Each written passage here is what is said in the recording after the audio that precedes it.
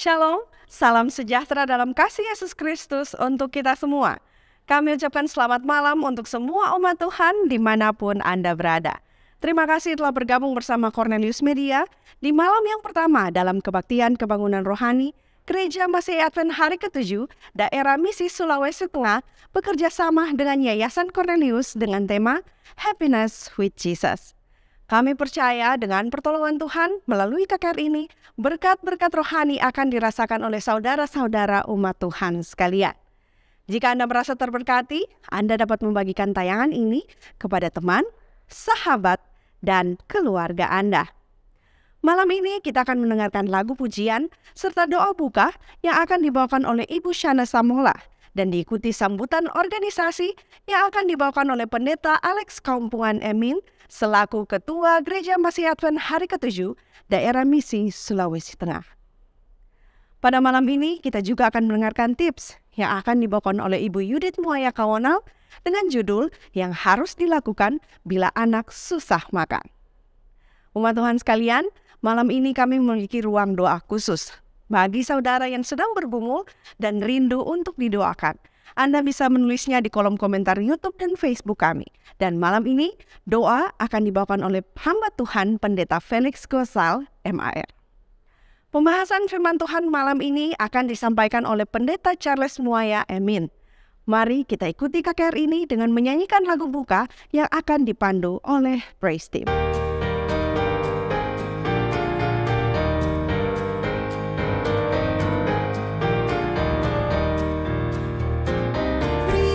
Padaku Alkitab yang suci yang menyegarkan segenap jiwaku dan menyatakan Yesus sudah mati untuk tebus dan selamatkan aku. Berilah padaku Alkitab yang suci, lampu yang terangi seluruh jalanku. Isinya syarat Taurat kasih janji yang pimpin aku dalam hidupku. Berilah padaku Alkitab yang suci, waktu hatiku takut dan susah. Bersabdalah di saat ku bersedih, yang memberikan sukacita surga. Berilah padaku Alkitab yang suci, lampu yang terangi seluruh jalanku. Isinya syarat Taurat kasih janji yang pimpin aku dalam hidupku. Berilah padaku Alkitab yang suci yang meringankan langkah kakiku, yang hindarkan cobaan dunia ini dan tiap hari terangi jalanku. Berilah padaku Alkitab yang suci, lampu yang terangi seluruh jalanku. Isinya syarat Taurat kasih janji yang pimpin aku dalam hidupku. Berilah padaku Alkitab yang suci yang tunjukkan jalan kehidupan, yang terangi jalan ke negeri yang suci, tempat tinggalnya umat tebusan. Berilah padaku Alkitab yang suci, lampu yang terangi seluruh jalanku. Isinya syarat Taurat kasih janji yang pimpin aku dalam hidupku. Kita berdoa. Bapa di surga, terpujilah Engkau, karena sungguh baik Engkau di dalam kehidupan kami. Ampuni kami dari salah dan pelanggaran kami, sehingga kami dilayakkan untuk menghadap hadirat Tuhan. Pada malam hari ini ya Tuhan, kami mendoakan, khususnya KKR yang sedang berlangsung. Tuhan memberkati akan pembicara, baik dalam membicarakan tips tentang kesehatan yang akan dibawakan oleh Ibu Yudith Muaya Kawonal dan pembawa firman Pendeta Charles Muaya. Kiranya semua apa yang dibawakan menjadi berguna dalam menjaga kesehatan tubuh kami, dan khususnya ya Tuhan, iman percaya kami lebih ditingkatkan dan kehidupan kami dipersiapkan untuk kerajaan Tuhan. Biarlah KKR ini berjalan setuju dengan kehendak Tuhan, semuanya hanya untuk kemuliaan nama Tuhan. Bapa di surga, inilah doa kami. Terimalah kami sebagai kami ada. Di dalam nama Yesus kami sudah berdoa. Amin. Salam sejahtera bagi kita semua. Shalom. Selamat malam umat-umat Tuhan dimanapun saudara berada. Kita patut bersyukur dan memuji Tuhan untuk kasih setia dan anugerahnya yang melimpah. Selalu menjadi bagian kita hingga malam ini.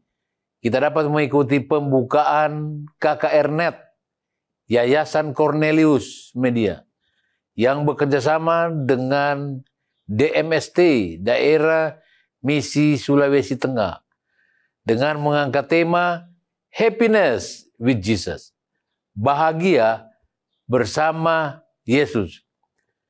Kita sudah masuk pada milenia ketiga, di mana perkembangan teknologi informasi semakin canggih.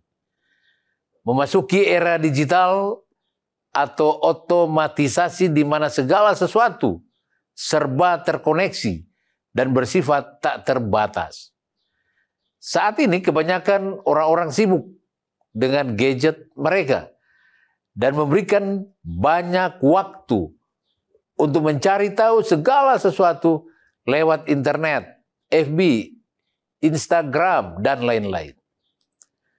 Hal ini menjadi tantangan yang besar dan sangat berdampak bagi kehidupan banyak orang, yang akan membuat kehidupan iman mereka terganggu, karena mereka dapat mengakses segala hal, baik yang positif maupun yang negatif.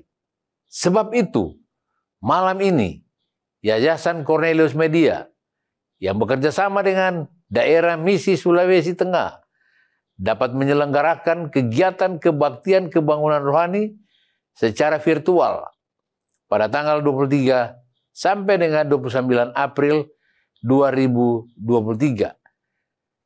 Karena di zaman yang serba terkoneksi dan tak terbatas ini, semua orang dapat meluangkan waktu membuat aktivitas rohani, yaitu KKR.net, tentu dengan tujuan untuk membangun iman dan boleh menjadi berkat rohani bagi sesama. Kita juga patut bersyukur kepada Tuhan oleh karena kasih dan kemurahan-Nya. Masa-masa sulit COVID-19 sudah sirna, sehingga umat Tuhan dan kita semua sudah dapat beraktivitas seperti semula. Kegiatan ini tentu bertujuan untuk membuktikan fully integrated Yayasan Cornelius yang bekerja sama dengan DMST, Daerah Misi Sulawesi Tengah, kepada Tuhan Yesus Sang Penyelamat, untuk menyampaikan kabar baik dari Tuhan melalui hamba-hamba Tuhan, agar semua manusia boleh menikmati kebahagiaan bersama Yesus di surga dan menemukan damai melalui mendengar berita firman Tuhan dari malam ke malam dan mendapatkan berkat rohani yang besar.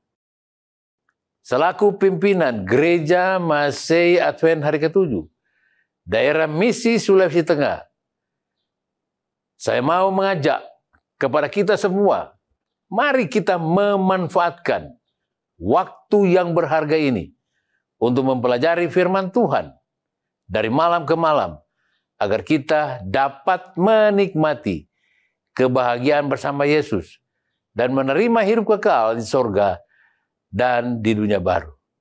Tuhan Yesus memberkati kita semua. Shalom, shalom. Apa kabar saudara-saudara? Saya berharap kita semua berada dalam keadaan sehat dan bahagia selalu bersama dengan keluarga. Saudara-saudara, anak-anak adalah harta yang paling berharga yang Tuhan titipkan kepada orang tua. Dan tugas dari orang tua, bagaimana dia harus merawat dan memberikan yang terbaik untuk anak-anak mereka, termaksud makanan yang baik dan menyehatkan. Namun saudara-saudara, yang menjadi tantangan, sering anak susah diajak untuk makan. Padahal di masa pertumbuhannya anak membutuhkan asupan gizi dari makanan yang harus dipenuhi dengan baik untuk mendukung perkembangannya. Nah, menurut Anissa Amalia Iksania, ada cara mengatasi anak yang susah makan. Firman Tuhan mengatakan di dalam Amsal 1 ayat 8, "Hai anakku, dengarkanlah didikan ayahmu dan jangan menyia-nyiakan ajaran ibumu." Amsal 8 ayat 14 mengatakan, "Padaku ada nasihat dan pertimbangan, akulah pengertian, padakulah kekuatan." Nah, cara mengatasi anak yang susah makan, yang pertama, berikan makanan dalam porsi yang kecil. Daripada harus menyajikan makanan dalam porsi yang besar, tapi tidak habis, cobalah dalam porsi yang kecil. Ini adalah salah satu cara mengatasi anak yang susah makan. Ikatan Dokter Anak Indonesia menyarankan agar ibu bisa memberi jarak makan minimal 3 jam sebelum masuk ke waktu makan selanjutnya. Dan hal ini jika diterapkan secara rutin, ini akan menolong untuk masalah anak yang susah makan. Yang kedua, sajikan makanan dengan tampilan yang menarik. Misalnya, dengan membentuk bulatan nasi menjadi bentuk wajah. Kemudian, menjadikan sayur dan lauk itu menjadi rambut atau potongan-potongan tubuh. Atau ibu-ibu juga bisa membentuk selada sebagai mahkota atau rambut, kemudian rumput laut atau menjadi anggota tubuh, dan wortel sebagai badan dan lain sebagainya. Dan yang ketiga, buat jadwal atau waktu makan yang teratur. Pastikan ibu memberi makan anak sesuai dengan jadwal makan mereka. Dengan hal ini mengajarkan rutinitas mereka setiap hari. Yang keempat, variasikan makanan sekreatif mungkin. Berikan makanan favoritnya, lalu divariasikan dengan makanan yang bergizi, agar asupan nutrisi anak lebih beragam. Yang kelima, variasikan rasa makanannya. Tahukah ibu, terkadang anak tidak mau makan karena mereka bosan dengan rasanya itu-itu saja. Nah, coba dengan makanan yang bervariasi rasanya. Karena semakin banyak variasinya, makanan itu akan lebih lengkap nutrisinya. Dan nutrisi itu sangat dibutuhkan oleh anak. Yang keenam, memberi cemilan sehat. Dan ini membangkitkan selera makan anak. Anda bisa memberikan mereka cemilan yang sehat, seperti bitter balance bayam, atau puding tropikal, dan lain sebagainya. Yang ketujuh, memasak bersama dengan anak. Langkah ini, selain langkah yang menyenangkan, dapat juga membantu ibu untuk memperkenalkan dunia makanan kepada si kecil. Yang kedelapan, hindari pemberian susu terlalu banyak. Susu merupakan sumber nutrisi bagi anak. Namun, bila terlalu sering, akan mengurangi nafsu makan karena perut mereka sudah terlalu kenyang dengan susu. Jadi, cukup 2 kali diberikan dalam sehari, pagi saat sarapan dan kemudian pada malam hari sebelum tidur. Yang kesembilan, ciptakan lingkungan yang nyaman saat makan. Ibu-ibu, Anda bisa mengajak anak Anda untuk duduk bersama anggota keluarga yang lain, untuk makan bersama. Dengan demikian, anak akan melihat proses makan bersama dan akan memancing dia untuk lebih suka makan. Yang ke-10, jadilah contoh yang baik bagi anak Anda. Ada kalanya mama dan papa suka memilah-milah makanan atau tidak menyukai makanan tertentu. Dalam kondisi ini, anak akan melihat orang tuanya. Jadi sebaiknya hindari menunjukkan sikap tersebut di depan anak. Nah, saudara-saudara, yang harus kita ingat bahwa dalam masa pertumbuhan anak sangat dibutuhkan asupan gizi dari makanan yang harus dipenuhi dengan baik. Di dalam 1 Korintus 10 ayat 31 mengatakan, "Aku menjawab, jika engkau makan atau jika engkau minum atau jika engkau melakukan sesuatu yang lain, lakukanlah semuanya itu untuk kemuliaan Allah." Kiranya dengan cara-cara yang sudah diutarakan tadi bisa menolong para ibu untuk mengatasi anak-anak yang susah makan. Terima kasih, Tuhan Yesus memberkati.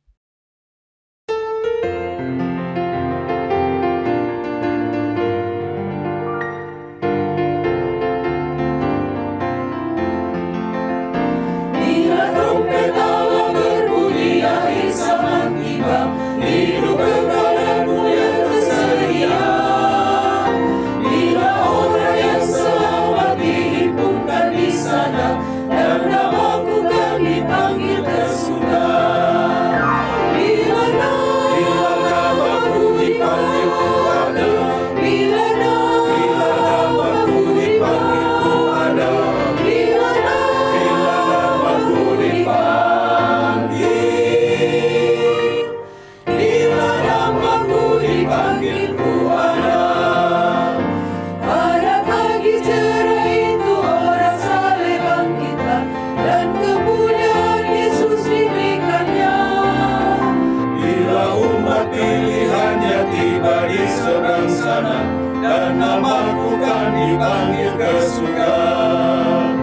Bila namaku dipanggil ku ada, bila namaku dipanggil ku ada, bila namaku dipanggil, bila namaku dipanggil ku ada. Kerjalah bagi Tuhanmu pada pagi dan petang, kabarkanlah keajaiban kasih-Nya. Bila hidup ini tamat dan kerja usai sekarang, dan namaku kan dipanggil ke surga. Bila namaku dipanggil ku ada, bila namaku dipanggil ku ada, bila namaku dipanggil, bila namaku dipanggil ku ada, bila namaku dipanggil ku ada, bila namaku dipanggil ku ada, bila namaku dipanggil, bila namaku dipanggil ku ada, bila namaku dipanggil ku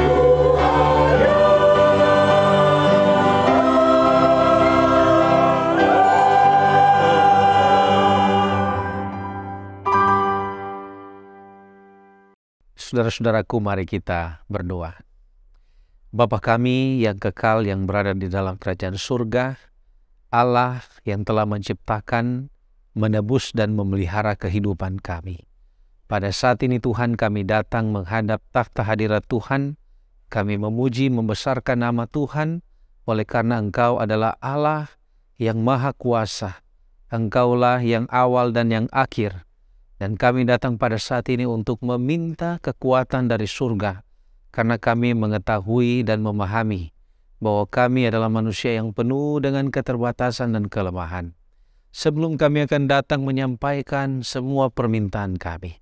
Kami rindu Tuhan untuk Engkau menyucikan dan membasuh kami dengan darah-Mu, sehingga kami dapat disucikan, dipulihkan dari segala dosa-dosa dan pelanggaran kami.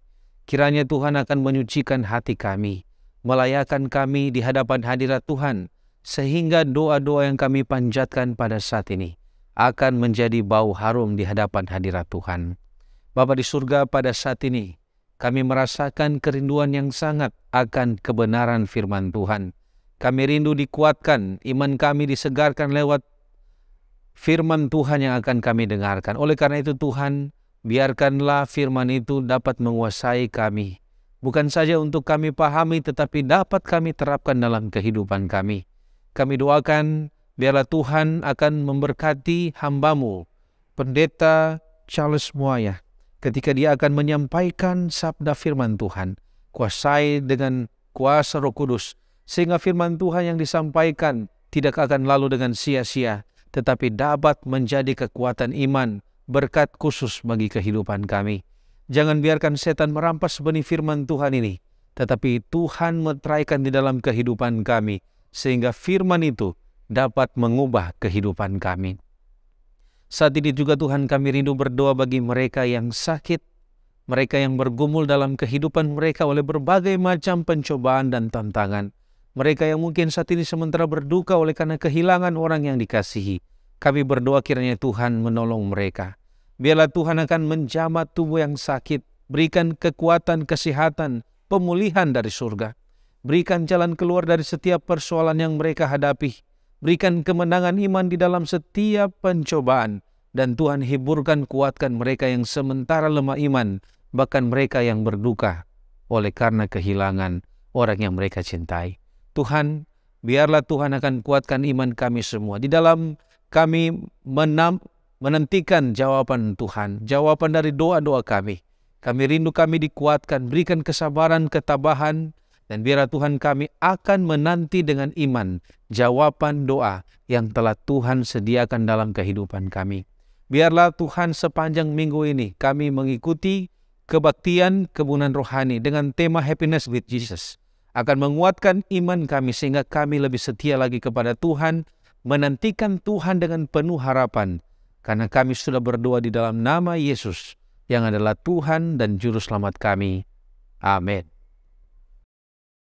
Terpujilah nama Tuhan. Saat ini kita akan mendengarkan sabda firman Tuhan yang akan disampaikan oleh Pendeta Charles Muaya Emin. Menikah dengan Ibu Yudit Kawonal, keluarga Muaya Kawonal dikaruniai Tuhan 2 orang anak. Dan saat ini Pendeta Charles Muaya melayani sebagai Sekretaris Eksekutif Gereja Masei Advent Hari ke-7 Daerah Misi Sulawesi Tengah. Judul firman Tuhan malam ini adalah Bahagia dalam Ketekunan.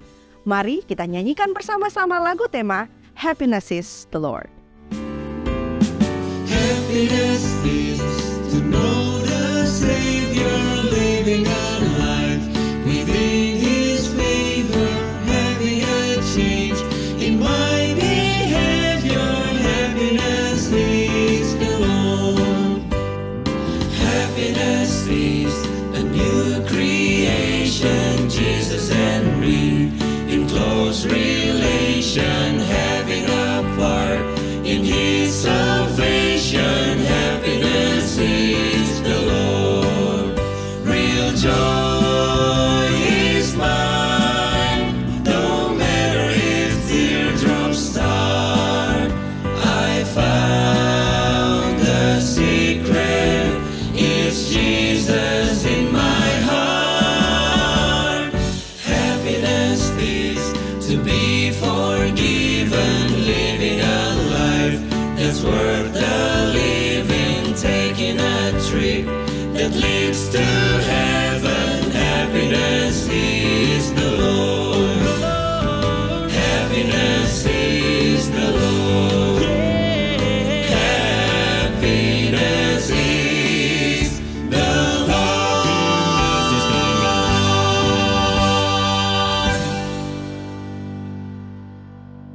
Shalom, selamat malam untuk para sahabat Cornelius Media yang sementara menyaksikan siaran ini.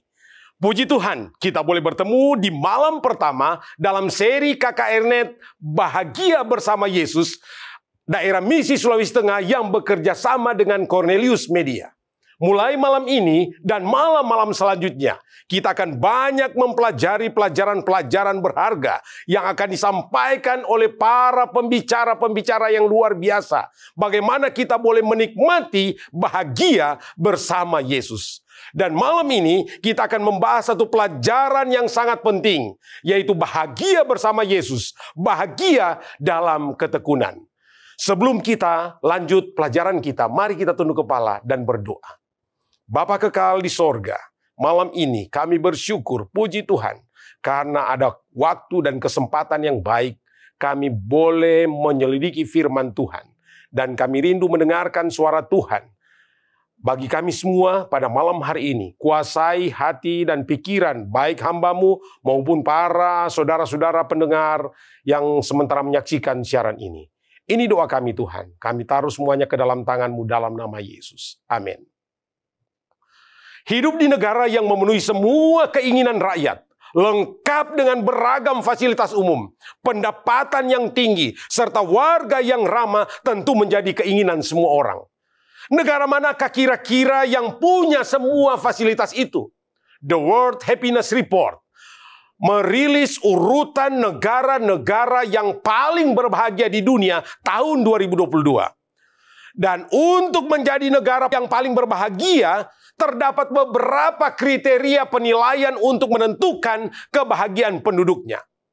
Berikut ini saudara, ada 10 negara yang unggul di kriteria dan menjadi negara bahagia di dunia. Yang pertama, Finlandia. Skor indeks kebahagiaan 7.821. Denmark, skor indeks kebahagiaan 7.636. Islandia, skor indeks kebahagiaan 7.557. Swiss, skor indeks kebahagiaan 7.512. Belanda, skor indeks kebahagiaan 7.415. Luxembourg, skor indeks kebahagiaan 7.404. Swedia, skor indeks kebahagiaan 7.384. Norwegia, skor indeks kebahagiaan 7.365. Israel, skor indeks kebahagiaan 7.364. Selandia Baru, skor indeks kebahagiaan 7.200. Penilaian negara bahagia ini tidak asal-asalan saja. Terdapat beberapa poin penilaian kemudian dirata-ratakan. Nilai paling tinggi dan itulah negara yang paling berbahagia. Beberapa poin penilaiannya seperti kebebasan berpendapat, kebebasan memeluk kepercayaan, harapan hidup sehat, kehidupan sosial, dan kehidupan masyarakat. Itu menjadi poin-poin penilaian bagi satu negara yang bahagia. Dari 10 negara di atas, saudara, Finlandia memang pantas menyandang negara paling bahagia. Negara Finlandia tidak hanya memperhatikan warga asli alias keturunan Finlandia saja. Mereka juga memperhatikan kesejahteraan dari para imigrannya. Riset melihat bahwa warga Finlandia rela membayar pajak tinggi untuk jaringan pengamanan sosial. Mereka juga percaya kepada pemerintah. Warga yang hidup dalam kebebasan dan ramah antar sesama masyarakat.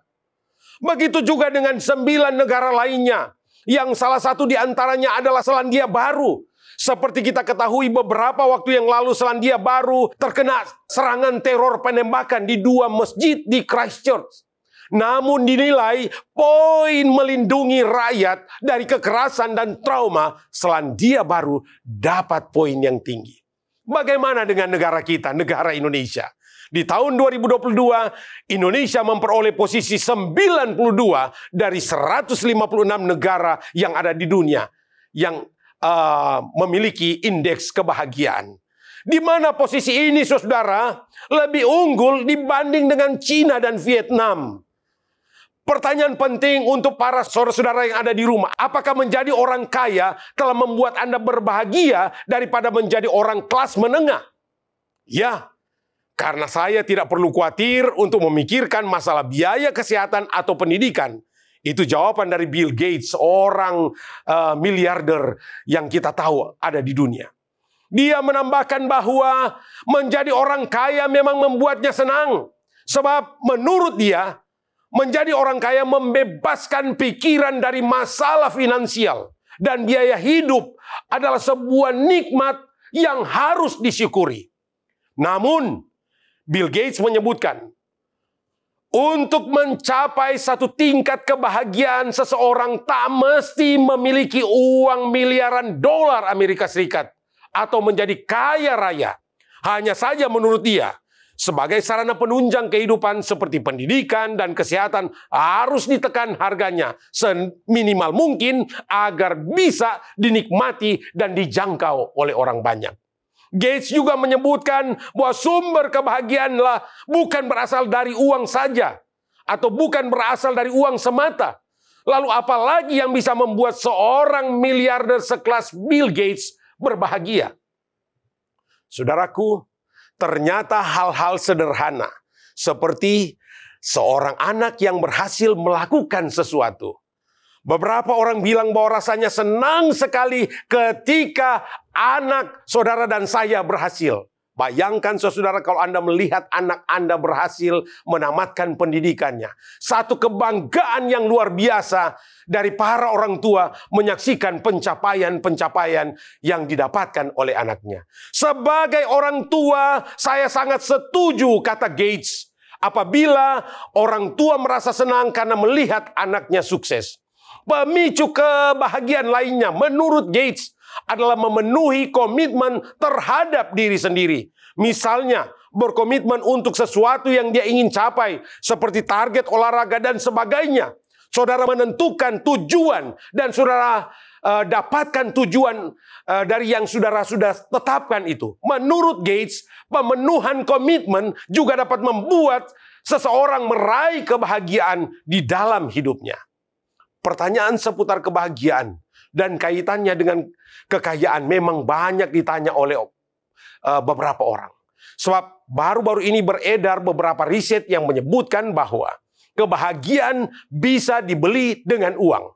Salah satu riset yang dilakukan oleh jurnal Nature Human Behavior pada tahun 2018 yang lalu misalnya, mengatakan bahwa puncak kepuasan hidup bakal tercapai jika penghasilan individu mencapai 95.000 dolar Amerika Serikat atau sekitar 1,330 miliar. Anda punya uang sebanyak itu per tahun, maka Anda bisa berbahagia atau puas dengan kehidupan Anda. Sedangkan kesejahteraan emosional bisa terpenuhi jika penghasilan individu bertengger di kisaran 60.000 dolar Amerika Serikat atau sekitar 840 juta hingga 75.000 dolar Amerika Serikat atau sekitar 1,05 miliar per tahunnya. Angka-angka di atas saudara berlaku secara global, namun terdapat variasi di antara penduduk di wilayah dunia yang berbeda. Banyak di antara kita yang berpikir orang kaya adalah orang yang paling berbahagia. Orang-orang kaya memang memiliki segala sesuatu, tapi tidak dapat memperpanjang hidup walaupun hanya sehasta saja. Orang-orang kaya dengan harta yang dimilikinya bisa saja membeli segala sesuatu, tapi tidak dapat membeli kehidupan, nafas, dan yang paling utama, hidup kekal. Saudaraku, menurut Kamus Besar Bahasa Indonesia, kebahagiaan adalah suatu keadaan pikiran atau perasaan, kesenangan, ketentraman hidup secara lahir dan batin yang maknanya adalah untuk meningkatkan visi diri. Ada beberapa faktor yang membuat manusia itu berbahagia. Yang pertama, kehidupan sosial. Orang yang sangat berbahagia adalah orang yang memiliki kehidupan sosial yang baik dan sering melakukan sosialisasi dengan orang lain. Faktor kedua, faktor agama atau religius. Orang yang religius lebih berbahagia dan lebih puas terhadap kehidupan. Karena agama dapat memberikan harapan akan masa depan dan menciptakan makna hidup bagi manusia yang nantinya akan berbahagia di dunia dan akhirat. Faktor ketiga, yaitu faktor pernikahan. Di dalam sebuah penelitian ditemukan bahwa orang yang menikah bisa mempengaruhi panjangnya usia dan mendapatkan penghasilan. Dan yang keempat, faktor usia. Usia remaja 20-24 tahun merasakan lebih berbahagia dibanding dengan usia di bawahnya atau sebaliknya di atasnya. Faktor finansial. Bahagia bisa karena uang. Itu beberapa faktor yang membuat manusia berbahagia. Tetapi mari kita lihat apa yang Alkitab sebutkan. Matius 16 ayat yang ke-26. Apa gunanya seorang memperoleh dunia tetapi kehilangan nyawanya? Dan apakah yang dapat diberikannya sebagai ganti nyawanya? Oh, semua orang sudah dapatkan segala sesuatu di dunia. Apa saja yang dia butuhkan tersedia. Semua fasilitas ada padanya.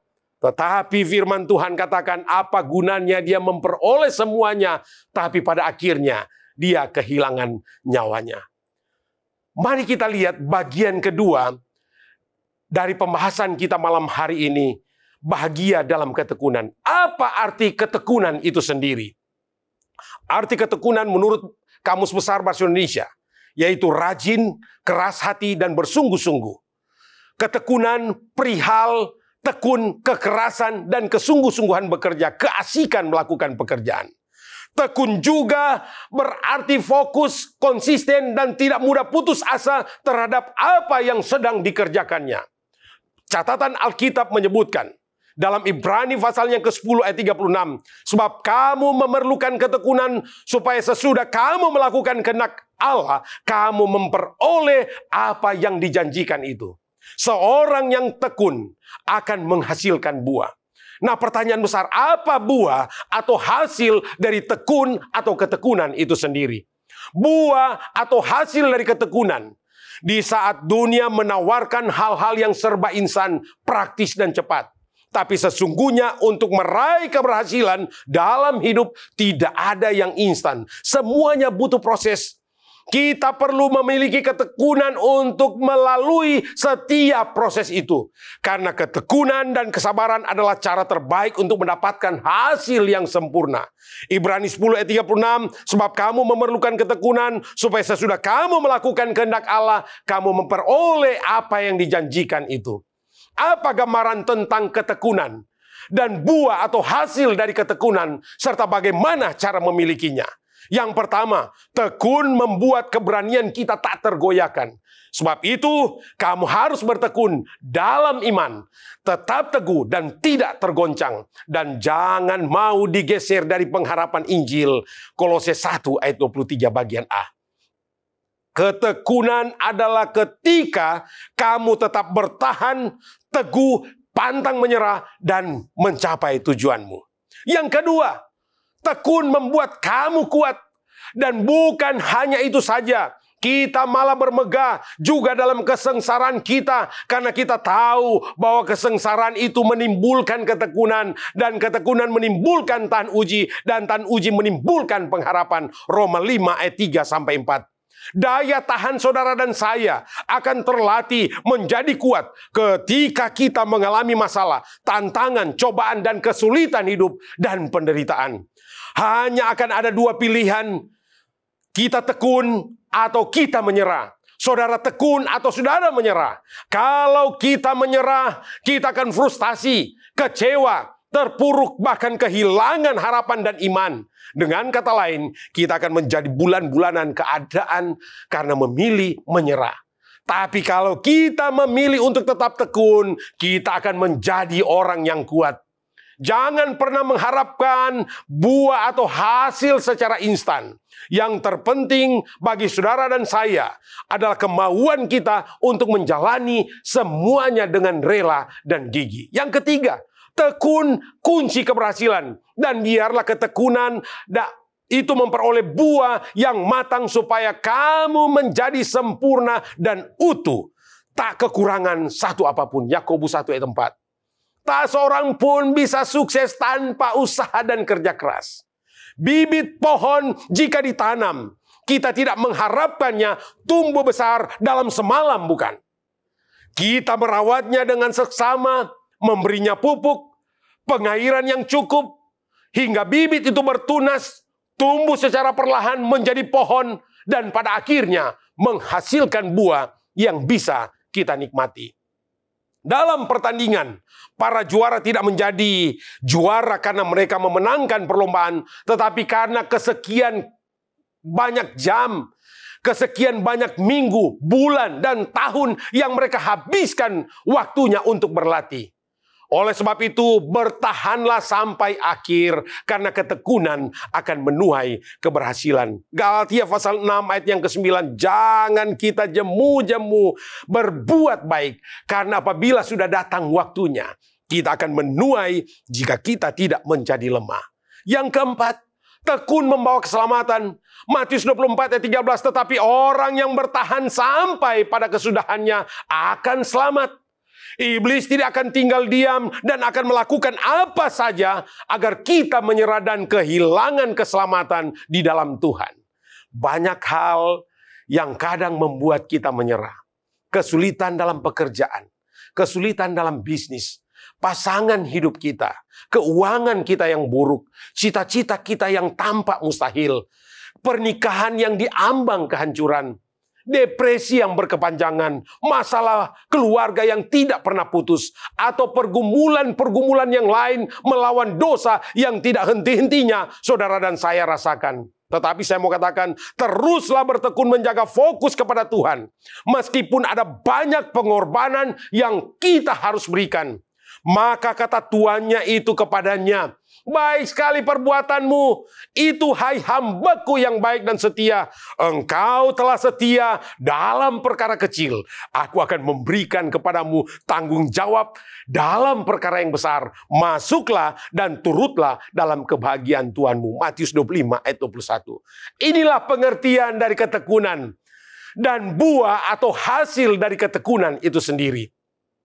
Nah saudara, pada malam hari ini, apa dasar pijak atau landasan bagi semua saudara dan saya untuk bisa berbahagia di dalam ketekunan?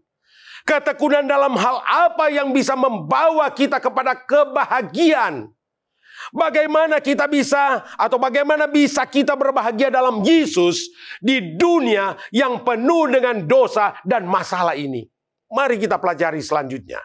Saudaraku, tahukah Anda seorang Protestan yang gigih mempertahankan Alkitab sebagai satu-satunya penuntun kepada iman dan keselamatan? Ya, Martin Luther, reformator Protestan yang sangat berjasa. Salah satu konsepnya tentang Alkitab yaitu sola scriptura. Maksudnya cara beragama, cara beriman, dan berkeyakinan agamawi haruslah berdasarkan pada firman Tuhan atau Alkitab. Alkitab harus dijadikan satu-satunya dasar beragama, dasar penentu iman, dan perilaku Kristen yang sejati bagi saudara dan saya. Saudaraku, ketika diancam karena konsep sola scripturanya ini, ia mengarang lagu dan puisi pada tahun 1529 dengan judul Ya Allah Kota yang Teguh. Di dalam lagu Sion halaman 434, dia menyebutkan bait-bait dalam kalimat-kalimat lagu dan puisi ini. Ya Allah Kota yang Teguh, benteng dan perlindungan, sungguh pun banyak seteru, Tuhan memberikan bantuan. Musuh sangat berang, selalu menyerang, besar kuasanya, tiada samanya di seluruh dunia. Pasti binasa manusia yang harap kuasa diri, tapi penolong tersedia, Allah pilih sendiri. Siapakah? Yesus Kristuslah namanya, Raja alam sekalian. Tiada lain Tuhan diberinya keselamatan. Kalaupun dunia penuh setan, janganlah ketakutan. Pada kita bangsa sekalian Tuhan beri kemenangan. Kalau harus mati dan harta binasa, tetaplah setia. Tuhan berkuasa kekal kerajaannya. Mengapa sola scriptura? Mengapa hanya Alkitab dan Alkitab saja? Tidak ada yang lain. Karena satu kalimat dalam Alkitab lebih berharga daripada 10.000 pendapat manusia. Alkitab adalah satu-satunya penuntun kita kepada kebahagiaan dan keselamatan kekal. Mengapa, saudara? Karena 3 bukti yang kuat yang saya akan sampaikan kepada saudara dan saudara-saudara yang sementara menyaksikan siaran ini. Bukti yang pertama, bukti dari Alkitab itu sendiri. 2 Timotius pasal yang ketiga ayat 16 dan 17. Segala tulisan yang diilhamkan Allah itu memang bermanfaat untuk mengajar, menyatakan kesalahan, memperbaiki kelakuan, dan untuk mendidik orang dalam kebenaran. Dengan demikian, tiap-tiap manusia kepunyaan Allah diperlengkapi untuk setiap perbuatan baik. Alkitab sangat berguna untuk melengkapi seseorang dengan segala perbuatan baik. Ayat 16 menyebutkan, bermanfaat untuk mengajar. Yang pertama, Alkitab adalah guru terbaik, tidak mungkin salah, karena Alkitab sumbernya dari Allah. Yang kedua, bermanfaat untuk memperbaiki kelakuan. Kelakuan yang bengkok, Alkitab adalah penuntun untuk meluruskannya. Yang ketiga, bermanfaat untuk menyatakan kesalahan. Amsal 16 ayat 25, ada jalan yang disangka orang lurus, tetapi ujungnya menuju maut. Matius 7 ayat 21 sampai 23, tentang orang-orang yang salah jalan, tetapi sudah terlambat untuk memperbaikinya. Dan yang keempat, bermanfaat untuk mendidik kita dalam kebenaran. Mendidik adalah satu proses, artinya proses membiasakan kita agar tetap teguh kepada kebenaran. Bisa kita lihat contohnya di dalam firman Tuhan. Sadrak, Mesak, dan Abednego. Mereka walaupun disodorkan, ditawarkan hal-hal duniawi, tapi mereka tetap teguh sesuai dengan pengetahuan mereka tentang firman Tuhan. Mereka tetap teguh di dalam kebenaran, apapun yang terjadi dalam kehidupan mereka. Saudaraku, di satu hari, pada tahun 1790, 27 orang buronan mendarat di Pulau Kosong Pitcairn dengan kapal bounty. 15 pria dan 12 wanita. Kehidupan mereka di pulau itu jahat dan sengsara. Mengapa, saudara? Karena ada seorang pria yang berhasil membuat penyulingan anggur menjadi alkohol, sehingga kehidupan mereka di pulau itu menjadi rusak. Akibatnya, saudara, 10 tahun kemudian hanya ada tinggal satu pria yang masih hidup, dan juga masih ada beberapa wanita dan anak-anak yang lahir di pulau itu. Lalu di satu waktu, satu hari, pria pelaut yang masih hidup ini menemukan sebuah peti tua yang mereka bawa. Dan di dalam peti tua itu dia temukan sebuah Alkitab. Dia mulai membaca buku itu. Dan buku itu setelah dibacanya, dia mulai ajarkan itu kepada teman-temannya, wanita dan anak-anak yang ada di sekitarnya. Dan puji Tuhan, hasil yang dia terima sesudah diajarkan kebenaran firman ini, kehidupan mereka berubah. 8 tahun kemudian kapal Topaz menemukan di Pulau Pitcairn ini sejumlah besar masyarakat yang makmur. Di sini tidak ada kemelaratan, tidak ada penjara, tidak ada minuman keras, tidak ada kejahatan, tidak ada kemalasan, dan lain-lain sebagainya. Itu membuktikan benar bahwa Alkitab bisa melengkapi seseorang dengan perbuatan baik. Bukti yang kedua, bukti dari Yesus sendiri. Di dalam keseharian kehidupan Yesus, ia selalu menekankan dan mengutamakan otoritas Alkitab dan bukan yang lain. Ketika ia dicobai oleh setan, Yesus bertahan dan bahkan menyerang dengan ucapan. Ada tertulis, Matius 4 ayat 4 dan 7. Yesus berkata kepadanya, ada tertulis, janganlah engkau mencobai Tuhan Allahmu. Dan yang kedua, manusia tidak hidup dari roti saja, tetapi dari firman Allah. Matius 4 ayat 4, tetapi Yesus menjawab, ada tertulis manusia hidup bukan dari roti saja, tetapi dari setiap firman yang keluar dari mulut Allah. Ketika ditanya bagaimana seorang bisa diselamatkan, ia menjawab, apa yang tertulis dalam hukum, apa yang kamu baca. Lukas 10 ayat 26. Yesus tidak katakan apa yang gereja ajarkan, bagaimana kita bisa selamat. Yesus tidak katakan apa yang gereja ajarkan. Yesus tidak katakan apa yang pendeta ajarkan ataupun apa yang tradisi ajarkan. Tetapi Dia menyebutkan ada tertulis dalam hukum apa yang kamu baca. Melihat praktek-praktek agama Farisi yang lebih mengutamakan tradisi daripada firman Allah.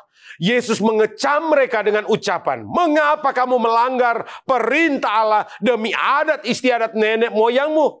Matius 15 ayat 3. Ayat 9, Yesus mengemukakan nasib orang-orang yang lebih mengutamakan tradisi daripada firman Allah. Percuma mereka beribadah kepadaku, sedangkan ajaran yang mereka ajarkan ialah perintah manusia. Ayat 13, Yesus menegaskan bahwa satu kali kelak pendapat-pendapat manusia akan dicabut sampai ke akar-akarnya. Ia berkata, setiap tanaman yang tidak ditanam oleh Bapakku yang di sorga akan dicabut dengan akar-akarnya. Berbicara kepada murid-muridnya yang sedang ke Emmaus tentang Yesus, dikatakan Lukas pasal yang ke-24 ayat 27. Lalu ia menjelaskan kepada mereka apa yang tertulis tentang Dia di dalam seluruh kitab suci, mulai dari kitab-kitab Musa dan segala kitab nabi-nabi. Yesus tidak mengajarkan pendapat manusia. Yesus tidak mengajarkan tradisi manusia. Jadi faham Martin Luther sudah benar. Filsafat tentang sola scriptura, hanya Alkitab dan Alkitab saja. Pesan Allah untuk saudara dan saya saat ini yang perlu kita hayati dan amalkan. Sebagai umat-umat Allah, kita harus menerima Allah lewat tekun belajar firman-Nya sebagai satu-satunya penuntun kita kepada keimanan dan keselamatan, serta penuntun kita beragama dan bertuhan untuk memperoleh kebahagiaan kekal di dalam Kristus. Bukti yang ketiga, bukti dari orang-orang yang menekuni Alkitab. Mereka dipuja dan dibanggakan sebagai orang-orang yang lebih baik hatinya. Kisah 17 ayat 11. Orang-orang Yahudi di kota itu, di Berea, lebih baik hatinya daripada orang-orang di Tesalonika. Karena mereka menerima firman itu dengan segala kerelaan hati. Setiap hari mereka menyelidiki kitab suci untuk mengetahui apakah semua itu benar demikian. Orang-orang di Berea mengamalkan sola scriptura. Buktinya, mereka menerima firman Allah dengan rela hati. Dan setiap hari mereka menyelidiki kitab suci. Jadi saudara, bila kita sebagai umat-umat beragama ingin digelar orang-orang yang lebih baik hati, amalkan semangat orang-orang Berea. Pesan Allah untuk kita sebagai umat-umat Allah, kita harus jadikan ketekunan belajar Alkitab sebagai satu-satunya penuntun untuk memperoleh kebahagiaan kekal di dalam Yesus. Mari kita simpulkan pembahasan kita pada malam hari ini. Apa pesan Allah untuk saudara dan saya? Sebagai umat-umat Allah, kita harus jadikan ketekunan belajar Alkitab sebagai satu-satunya penuntun kita kepada keselamatan untuk memperoleh kebahagiaan kekal. Mengapa? Karena ada sekurang-kurangnya 3 bukti yang saya sudah sampaikan tadi. Bahwa ketekunan belajar Alkitab adalah satu-satunya penuntun kepada keselamatan, beragama, bertuhan, dan untuk memperoleh kebahagiaan di dalam Kristus. Dan itu adalah bukti dari Alkitab itu sendiri. Ada 4 manfaat dari firman Tuhan itu sendiri. Kita sudah belajar. Bermanfaat untuk mengajar, bermanfaat untuk menyatakan kesalahan, bermanfaat untuk memperbaiki kelakuan, bermanfaat untuk mendidik umat Allah dalam kebenaran. Dan bukti dari Yesus itu sendiri dalam tugas dan kehidupannya, ia menjadikan Alkitab sebagai satu dasar yang penting dan bukan tradisi manusia. Selanjutnya, bukti dari orang-orang yang menekuni Alkitab, yaitu orang-orang yang ada di Berea. Karena mereka menerima firman Allah dengan rela. Mereka tekun menyelidiki firman itu setiap hari. Dan apa dasar pijak atau landasan kita yang kuat untuk memperoleh kebahagiaan di dalam Yesus? Bagaimana kita bisa memperoleh hal tersebut? Hanya Alkitab dan Alkitab saja yang dapat memberikan kebahagiaan kepada kita lewat ketekunan. Saudara dan saya mempelajari dan mengamalkan firman itu setiap hari. Saya mau bertanya kepada para saudara-saudara yang sementara menyaksikan siaran ini dari rumah. Berapa banyak yang ingin bertekun mempelajari Alkitab sebagai satu-satunya penuntun untuk meraih kebahagiaan di dalam Yesus?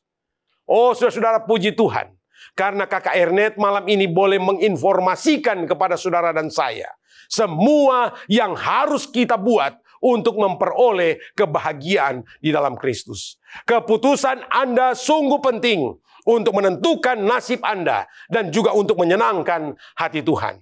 Ingat, ketekunan belajar dan menghidupkan firman yang tercatat di dalam Alkitab adalah syarat mutlak untuk memperoleh kebahagiaan di dalam Kristus. Ingat, ketekunan belajar dan menghidupkan firman yang tercatat dalam Alkitab adalah syarat mutlak bagi saudara dan saya memperoleh hak atas keselamatan kekal di dalam Yesus. Kiranya Tuhan akan menolong kita semua, menolong saudara-saudara yang menyaksikan siaran ini untuk setia mengamalkan dan melakukan setiap firman. Kita akan dengar setiap firman yang kita akan dengar mulai malam ini dan seterusnya. Kiranya Tuhan akan memberkati kita. Adalah doa dan harapan saya. Mari berdoa. Bapa di sorga, terima kasih karena kami boleh menyelidiki firman Tuhan. Terima kasih karena Tuhan membuka hati dan mengirimkan Roh Kudus Tuhan untuk menerangkan lebih jauh apa yang kami dengarkan. Kami percaya kami boleh menjadi pengamal-pengamal firman yang sejati. Kami rindu waktu Yesus datang, kebahagiaan kekal yang Tuhan janjikan menjadi bagian kami. Ini doa kami sudah berdoa, mohon berkat dalam nama Yesus. Amin. Puji Tuhan atas pekabaran firman Tuhan yang boleh kita dengarkan. Kiranya berkat Tuhan tetap menjadi bagian kita semua, terlebih khusus bagi umat Tuhan yang telah mengikuti KKR pada malam hari ini. Kami tetap mengundang Anda sekalian untuk kembali bergabung bersama kami besok malam pada pukul 19.00 waktu Indonesia Tengah melalui live streaming di YouTube channel dan Facebook Cornelius Media dengan judul firman Tuhan, Bahagia dalam Pengharapan, yang akan disampaikan oleh Bapak John Calvin Pasuhuk MBA. Terima kasih untuk kebersamaan kita pada malam hari ini, sehingga seluruh rangkaian KKR boleh terlaksana dengan baik. Saya mewakili panitia dan kru yang bertugas pamit undur diri. Tuhan Yesus memberkati kita semua dan sampai berjumpa besok malam. Shalom.